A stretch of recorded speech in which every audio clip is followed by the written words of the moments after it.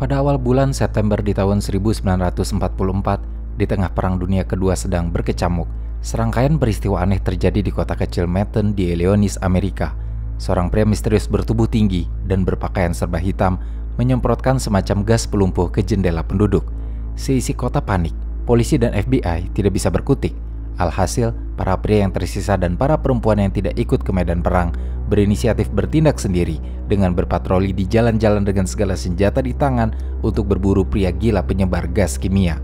Karena tidak bisa menemukan siapa pelaku dan sebabnya, para aparat negara menyalakan pemberitaan koran lokal, dan para sosiolog dan psikolog hanya menggambarkan kejadian di Manhattan dengan penyakit psikogenik massal akibat perang. Namun semua itu meragukan dan diajukan hanya untuk menutupi kegagalan mengungkap siapa dan kenapa pria gila penyebar gas kimia itu melakukannya. Karena siapa pria ini, apa agendanya, dan kemana dia menghilang, tidak ada yang tahu, bahkan sampai sekarang.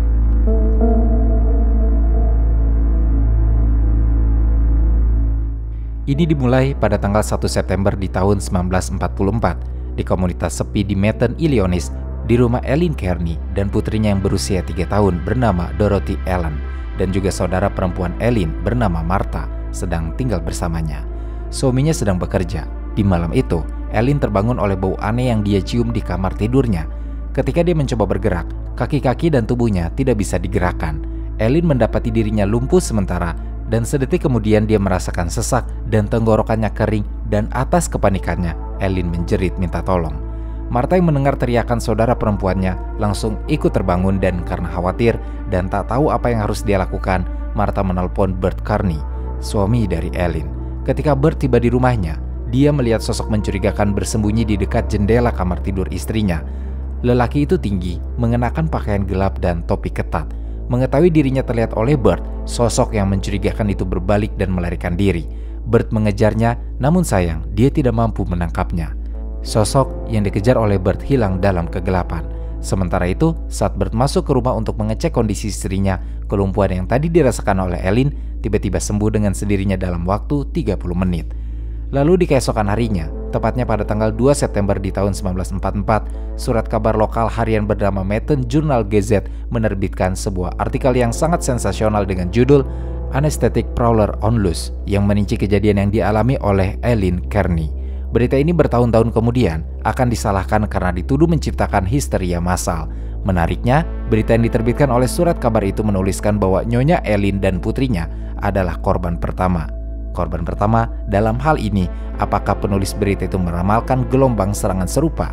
Namun, meski begitu surat kabar lokal itu sebenarnya tidak salah, karena pada dasarnya kisah Mad Gazer of Manhattan memang benar-benar terjadi, dan ketika peristiwa yang dialami Eileen Kearney benar-benar telah menyebar ke seluruh penduduk Manhattan, kepanikan massal mulai melanda kota. Karena tidak lama dari berita itu menyebar, seketika cerita lain mulai bermunculan. Seorang pria setempat, pekerja lembaran logam bernama Urban Reef dan istrinya melaporkan bahwa malam sebelum serangan yang menimpa Eileen, mereka berdua pun dibangunkan oleh bau aneh dari asap yang masuk melalui jendela kamar tidur mereka yang terbuka. Dan setelah itu, mereka lumpuh selama hampir 90 menit. Menurut Historic Mysteries, dalam beberapa hari, serangkaian kasus serupa telah dilaporkan. Sekitar 35 orang dari populasi kota yang saat itu berjumlah sekitar 17.000 jiwa mengaku menjadi tidak sehat setelah mencium aroma aneh. Bahkan seorang wanita bernama Olive Brown mengaku telah diserang beberapa bulan sebelumnya dengan gejala serupa.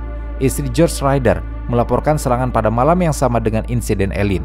Di tengah malam itu dia masih terbangun dan minum beberapa teko kopi, dan ketika dia mendengar suara seperti ceklik di antara jendela dan gagang pintu yang kemudian diikuti oleh bau aneh yang membuat tangannya dan kakinya kesemutan dan membuatnya merasa pusing seperti melayang.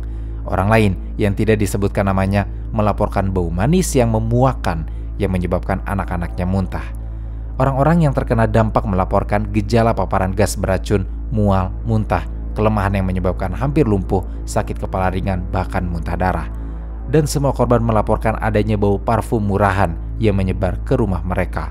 Sebelum gejalanya muncul, segalanya menjadi semakin aneh. Beberapa hari kemudian, pada larut malam di tanggal 5 September di tahun 1944, petunjuk nyata pertama dalam kasus Mad Gazer ditemukan. Petunjuk itu ditemukan di rumah Carl dan Billa Cordes. Dalam ceritanya, Cordes menemukan selai kain kecil di teras depan rumahnya. Menyadari masih lembab, dia mengambilnya dan mengendusnya. Bau itu membuatnya kewalahan. dia terhuyung beberapa langkah lalu menjerit. Rasanya seperti kelumpuhan, lapornya, dan menggambarkannya seperti sengatan listrik. Saat itu Cordes hampir pingsan dan suaminya harus membantunya masuk. Beberapa saat kemudian, bibir dan wajahnya mulai membengkak dan mulutnya mulai berdarah. Gejalanya berlangsung hampir 2 jam. Polisi kemudian dipanggil dan mereka membawa kain itu sebagai barang bukti. Saat mereka menggeledah TKP, mereka juga menemukan lockpick, semacam alat pembobol pintu, dan tabung kecil yang ditemukan di teras. Para polisi itu kemudian menyimpulkan bahwa pelaku itu mungkin mencoba masuk ke dalam rumah tetapi gagal. Dia kemudian kabur dan meninggalkan kain yang sudah disemprot gas dan beberapa barang yang dia bawa. Anehnya, ketika kain tersebut dianalisis secara kimia, tidak ditemukan jejak bahan kimia. Beberapa hari kemudian, pelaku penyerangan gas menyerang lagi. Kali ini, dia diketahui menyemprotkan gas ke jendela-jendela warga yang terbuka. Serangan terus berlanjut, dan penduduk Metten mulai melaporkan sekilas tentang si Matt Geyser. Sosok itu selalu digambarkan sebagai pria tinggi kurus dengan pakaian serba hitam. Histeria massal pun terus dan semakin menjadi-jadi.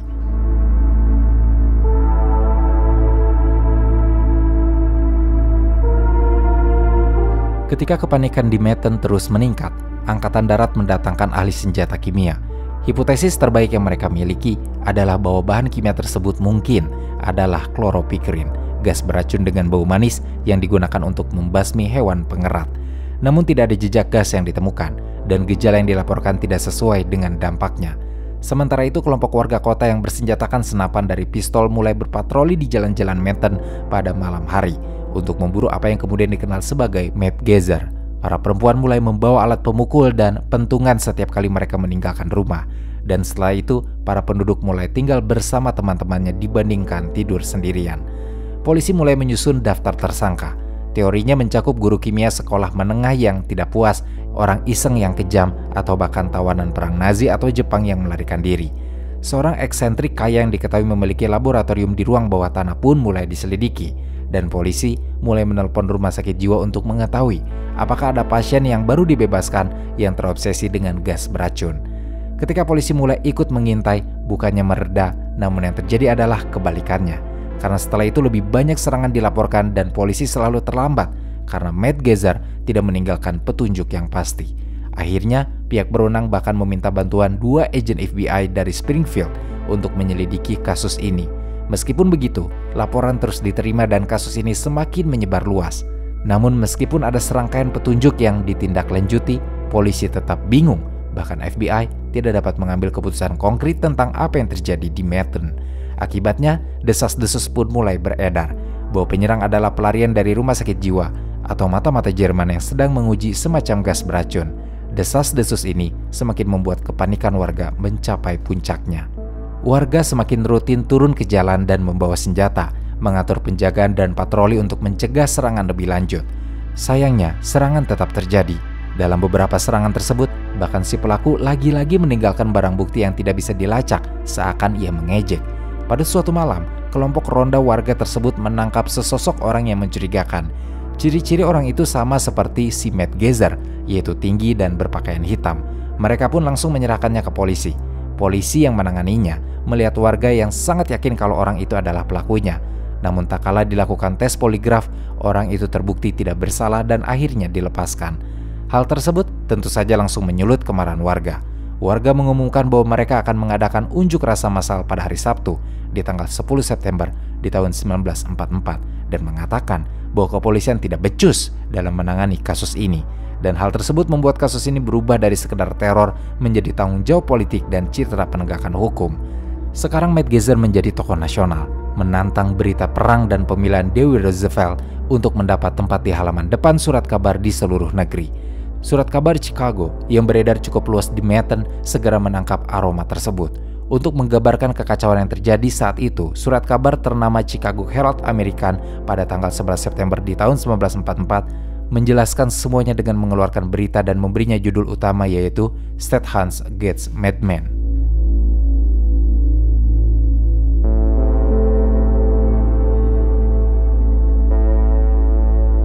Sibuk dengan isu politik membuat warga sedikit lengah. Matt Geyser di sisi lain semakin gencar melancarkan aksinya. Sudah terhitung ada kurang lebih dari 8 serangan susulan yang terjadi. Salah satu korban yaitu Miss Frances Smith mengaku dia mendengar suara mendengung dari luar rumah saat penyerangan dan percaya bahwa itu adalah alat penyemprot milik Matt Geyser yang tengah beroperasi. Tidak lama dari itu, seorang peramal lokal bernama Edna James mencium bau aneh di rumah kos yang dia datangi dan pergi untuk menyelidikinya. Dia kemudian mengaku telah bertemu dengan manusia mirip kera dengan tangan panjang terulur dan memegang pistol semprot yang menyiram 3 awan gas yang menyebabkan lengan dan kakinya mati rasa. Pada tanggal 11 September, paranoia Matt Geyser telah mencapai batas normal. Agen FBI berusaha melacak jenis gas yang digunakan dalam serangan dan kepolisian harus membagi waktunya antara mencari pelaku gas dan mengawasi warga yang berdemo. Beberapa warga masih ada yang berpatroli dan membawa senjata ke sana kemari. Hal ini sedikit menimbulkan ketidaknyamanan di seluruh kota. Pada akhirnya, karena sebuah penyelidikan yang tidak membuahkan hasil dan diikuti sebuah pencarian ibarat mencari hantu, pada tanggal 12 September tahun 1944, pihak kepolisian memutuskan untuk mengeluarkan sebuah statement yang cukup kontroversial. Eugene Cole, kepala polisi Manhattan, mengeluarkan apa yang dia rasakan sebagai pernyataan terakhir atas rentetan serangan gas yang terjadi. Cole mengeluarkan pernyataan yang mengatakan bahwa bau tersebut disebabkan oleh gas yang secara tidak sengaja dilepaskan oleh pabrik mesin Atla Diesel Engine Co. Gas itu kemungkinan terbawa angin dan masuk ke dalam rumah-rumah warga dan mengakibatkan kelumpuhan. Cole pun menambahkan bahwa adapun sosok Matt Geyser itu sendiri, dia hanyalah isapan jempol dan imajinasi penduduk belaka. Cole menekankan bahwa seluruh kasus yang terjadi adalah sebuah kesalahan dari awal sampai akhir. Pernyataan tersebut tentu saja menimbulkan berbagai macam protes. Protes yang paling besar ditunjukkan oleh juru bicara pabrik mesin diesel Atlas Diesel Engine Co. Perusahaan tersebut dengan cepat menyangkal tuduhan bahwa perusahaannya telah menyebabkan kekhawatiran di kota. Mereka menekankan bahwa satu-satunya penggunaan gas di pabrik itu adalah alat pemadam kebakaran mereka dan gas yang dimaksud pun tidak memiliki efek untuk melumpuhkan.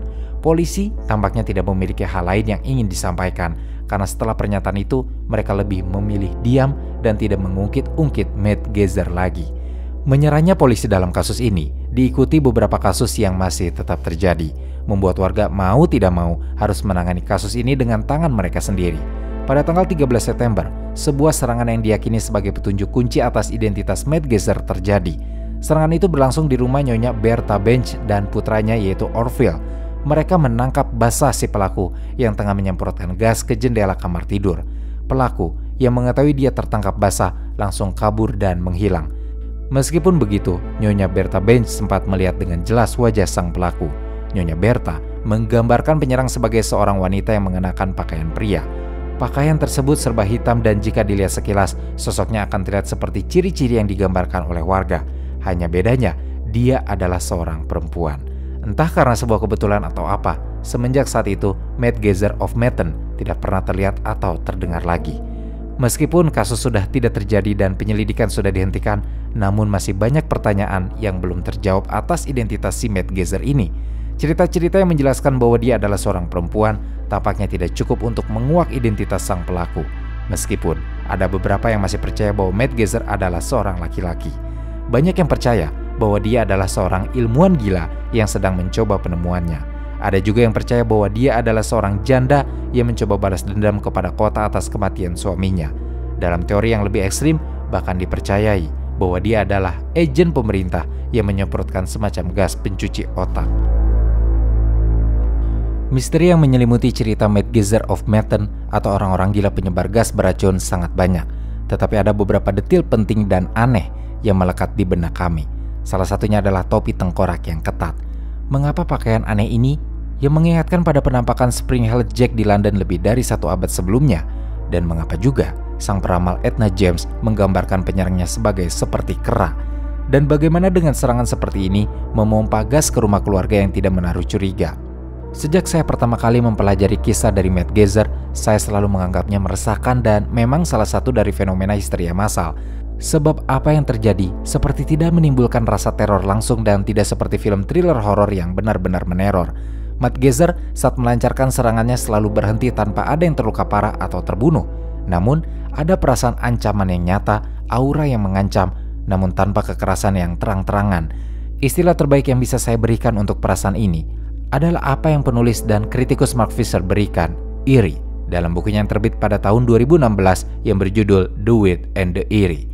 Fisher menggambarkan kedua sensasi tersebut sebagai sesuatu yang disibukkan dengan ketertarikan terhadap hal-hal di luar persepsi, di luar kognisi, dan di luar pengalaman standar. Ketertarikan ini biasanya melibatkan sejumlah ketakutan, bahkan mungkin lebih dari rasa takut itu sendiri. Hal yang menakutkan pada dasarnya terkait dengan pertanyaan yang ada, tapi kita belum memastikan jawaban yang teruji pasti kebenarannya. Seperti orang macam apa yang berani menyebarkan gas beracun secara serampangan ke rumah-rumah warga namun tidak dengan niat membunuhnya? Apakah Matt Geyser memang menargetkan hanya pada keisengan teror dan suatu kekeosan, atau itu memang uji coba senjata sebelum peperangan dunia kedua? Namun dari misteri yang tidak terpecahkan dari kisah Matt Geyser ini, meskipun ada banyak konsensus mengenai apa yang sebenarnya terjadi di Manhattan, namun tetap saja itu menghasilkan perasaan takut dan resah. Terlebih setelah pelakunya tidak dapat ditemukan dan di sisi lain pihak berwenang mulai mencari penjelasan alternatif. Pada awalnya kita tahu Kepala Polisi Eugene Cole menyatakan bahwa serangan gas tersebut bukanlah akibat dari penyerang, melainkan hembusan bahan kimia dari perusahaan mesin diesel Atlas Imperial yang pada saat itu dikhususkan untuk memproduksi selongsong peluru tentara. Dan dalam kesimpulan polisi itu, tentu pejabat perusahaan yang disalahkan menolak kesimpulan yang kepolisian berikan dan menyatakan bahwa karyawan mereka sendiri tidak pernah memperlihatkan adanya kebocoran asap atau bahkan jatuh sakit. Cole mengumumkan bahwa semua yang terjadi adalah histeria massal sejak awal. Komisaris Kesehatan Masyarakat bernama Thomas Reich berpendapat, seseorang akan terbunuh dan itu bukan karena gas. Orang-orang di Manhattan telah kehilangan kendali atas diri mereka sendiri dengan cara yang hampir tidak bisa dipercaya di dunia modern. Dan benar saja, begitu hipotesis histeria massal mulai beredar di kalangan pejabat lokal dan media, pemberitaan sebenarnya berhenti tiba-tiba, dan Manhattan menjadi bahan ejekan nasional.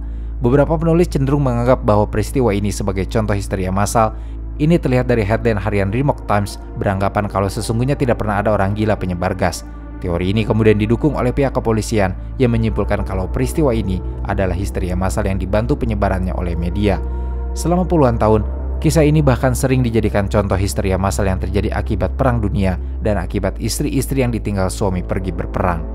Teori histeria massal ini juga dikutip dan didukung oleh psikolog bernama Donald Johnson yang mendokumentasikan kasus Manhattan pada tahun 1945 dan J.P. Chaplin pada tahun 1959. Menurut para psikolog ini, efek-efek fisik seperti pusing, mual, dan muntah sesungguhnya adalah efek dari histeria yang umum terjadi. Selain teori histeria massa, ada juga teori polusi. Kesimpulan ini cukup wajar karena bau gas yang menyengat itu dianggap sangat mirip dengan bau gas yang berasal dari polutan atau limbah buangan. Banyak yang berspekulasi kalau bau itu berasal dari karbon tetrachloride dan tetrachlorterlin yang memiliki bau manis dan dapat mengakibatkan efek penyakit seperti pada korban. Dan seperti yang ditulis oleh J.P. Chaplin dalam bukunya yang terbit pada tahun 1959 dengan judul Rumor, Fear, and the Madness of Crowd Manhattan, ia menyimpulkan bahwa kejadian The Matt Geyser of Manhattan mungkin mewakili salah satu wabah histeria massal paling murni yang pernah tercatat. Namun tidak semua orang yakin dengan penjelasan tersebut. Dalam sebuah buku yang berjudul The Matt Geyser of Manhattan, Dispelling the Hysteria yang terbit pada tahun 2003 oleh guru sains sekolah menengah dan penduduk asli Manhattan setempat bernama Scott Maruna. Menurut Maruna, peristiwa ini tidak bisa dianggap sebagai histeria massa karena banyaknya laporan yang menyebutkan bau gas yang datang dari jendela dan adanya sosok manusia yang sedang berlari di kegelapan. Jadi memang ada oknum yang menyebarkan gas tersebut. Menurut Maruna, pada masa itu di Manhattan ada seorang pelajar jenius yang sangat kutu buku, namanya adalah Farley Llewellyn, seorang pelajar jurusan kimia yang suka bereksperimen dengan berbagai bahan kimia. Suatu hari, laboratoriumnya bahkan sempat meledak hingga terdengar sampai ke tetangga-tetangganya.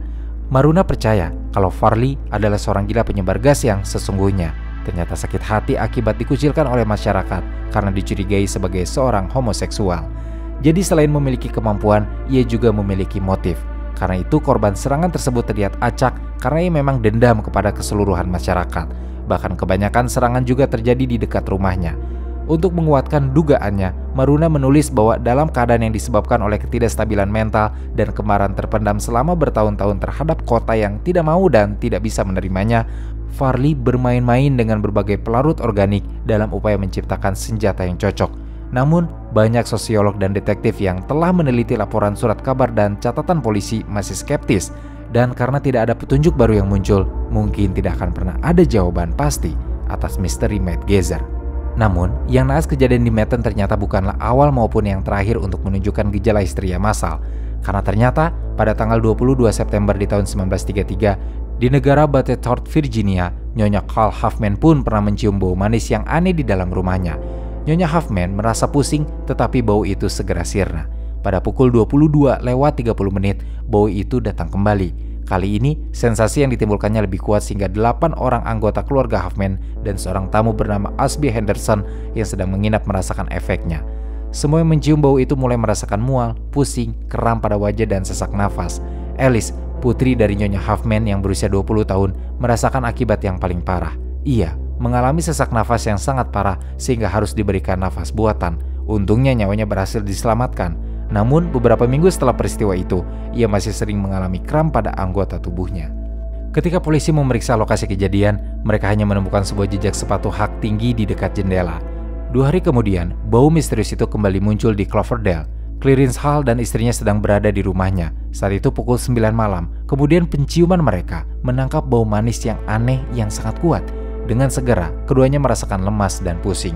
Polisi yang menyelidiki kasus ini menemukan kalau bau tersebut ternyata terkonsentrasi pada sebuah lubang paku di jendela. Polisi percaya kalau lubang ini telah digunakan untuk menyemprotkan gas berbau itu ke dalam rumah. Pada tanggal 10 Januari 1933, serangan itu berlanjut lagi, juga pada pukul 10 malam. Nyonya Moore dan Hoyle Smith melaporkan adanya suara-suara aneh di halaman yang diikuti dengan sosok bayangan berkelebat dekat jendela yang telah lama pecah. Segera setelah itu Nyonya Moore mulai mencium bau gas yang aneh.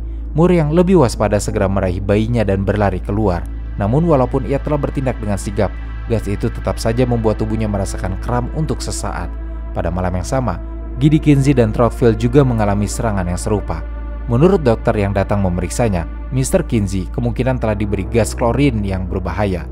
Kejadian yang lebih belakang setelah kejadian Maton ada pada tahun 1972. Para pekerja di pusat data sebuah universitas di Midwestern mulai mengeluh bahwa mereka telah menjadi korban serangan gas. Mereka mengaku telah terkena gas misterius dari sumber yang tidak diketahui, yang menyebabkan pusing, pingsan, mual, dan muntah. Setidaknya 10 pekerja dirawat karena gejala yang mereka alami, dan pusat data dievakuasi. Meskipun dilakukan pengujian berulang kali, tidak ada penyebab fisik dari kelumpuhan gejala yang dapat ditemukan. Peneliti Sidney Stahl dan Morty Lebdum menyimpulkan bahwa mereka yang kurang canggih secara psikologis lebih rentan untuk menjadikan somatisasi atau mengubah masalah psikologis mereka menjadi gangguan fisik. Penyakit psikonik massal nampaknya mungkin disebabkan oleh jenis orang yang salah yang mempunyai reaksi yang tepat terhadap situasi yang penuh tekanan atau tidak berkelanjutan. Orang-orang Maton, baik secara psikologis sadar atau tidak, berada di bawah tekanan yang besar. Sebagian besar sosiolog dan sejarawan menunjuk kelelahan pada masa perang. Masyarakat telah mengalami kekurangan pada masa perang selama bertahun-tahun, dengan banyak penduduk laki-laki yang tidak hadir dan menghadapi risiko besar di luar negeri, dan ketakutan terus-menerus bahwa Jerman atau Jepang mungkin mulai menggunakan senjata kimia sebagai alasan mengapa masyarakat Maton mungkin telah mengubah gejala normal seperti sakit kepala, pusing, dan kelelahan menjadi cerita tentang penyusup jahat yang meracuni mereka dengan senjata kimia. Namun hal ini berlaku di sebagian besar negara Amerika Serikat pada saat itu. Dan pada gilirannya, seluruh negara menjadi terpesona dengan apa yang terjadi di Maton karena hal tersebut mengumpulkan ketakutan yang sama yang dialami seluruh bangsa dan mengartikannya sebagai sebuah pengkhianatan yang menakutkan. Dan kemudian, ketika penyebabnya diketahui hanyalah dipicu oleh seorang reporter dengan imajinasi yang jelas dari surat kabar lokal jurnal Gazette, seolah-olah Maton membiarkan seluruh bangsa Amerika menebus kegelisahan dan kelelahan yang disebabkan oleh perang. Apa yang tampaknya dirasakan oleh Maton adalah bahwa terkadang ketika dihadapkan pada kenyataan yang tidak dapat dipertahankan, kita merespon dengan membuat pemandangan itu sendiri menjadi menakutkan. Catatan tambahan yang aneh, ini bukanlah kejadian terakhir dari penyusup aneh yang menyerang seseorang dengan gas. Beberapa dekade kemudian, kota Springfield, Missouri, menjadi tempat terjadinya serangkaian peristiwa aneh. Pada musim panas di tahun 1987, seorang pria yang dijuluki polisi sebagai Eder Eddy masuk ke 15 rumah dan menggunakan kain yang dibasahi dengan sejenis bahan kimia, mungkin formaldehyde, untuk menaklukkan sejumlah wanita yang berusia antara 8 hingga 56 tahun. Anehnya, si penyusup tidak pernah mencoba mencuri barang berharga dan tidak pernah melakukan penyerangan seksual atau kekerasan apapun selain serangan kimia itu sendiri. Seperti yang dikatakan oleh Dave Dowden, salah satu detektif yang menangani kasus ini kepada media, dia mendapatkan sesuatu dari kasus ini, setidaknya dalam pikirannya sendiri. Setelah beberapa bulan absen, serangan aneh kembali terjadi pada tahun berikutnya. Histeria pun memuncak. Warga bergegas memasang gerendel di pintu dan jeruji jendela. menolak keluar pada malam hari, dan mendesak putri remaja mereka untuk melakukan hal yang sama. Akhirnya pada hari Jumat di tanggal 28 Agustus 1988, seorang wanita mendengar suara berisik di luar jendelanya dan menemukan seorang pria, Gary Ray Curtis, sedang mencoba membuka jendela dengan obeng. Dia menembaknya melalui kaca, melukai tetapi tidak membunuhnya. Meskipun telah dilakukan upaya berulang kali, polisi tidak pernah dapat menghubungkan Curtis dengan insiden Either ID, apalagi mengetahui motif dari insiden aneh tersebut. Curtis kemudian dijatuhi hukuman 10 tahun semata-mata karena percobaan perampokan. Meskipun serangan gas berhenti setelah Curtis divonis bersalah, serangan tersebut secara resmi masih belum terpecahkan dan kembali ke cerita Matt Geyser Manton terlepas dari teori konspirasi yang belum terbukti keabsahannya. Pada akhirnya, kasus Matt Geyser of Manton telah ikut ambil bagian dalam sejarah sebagai salah satu kasus yang tidak terpecahkan.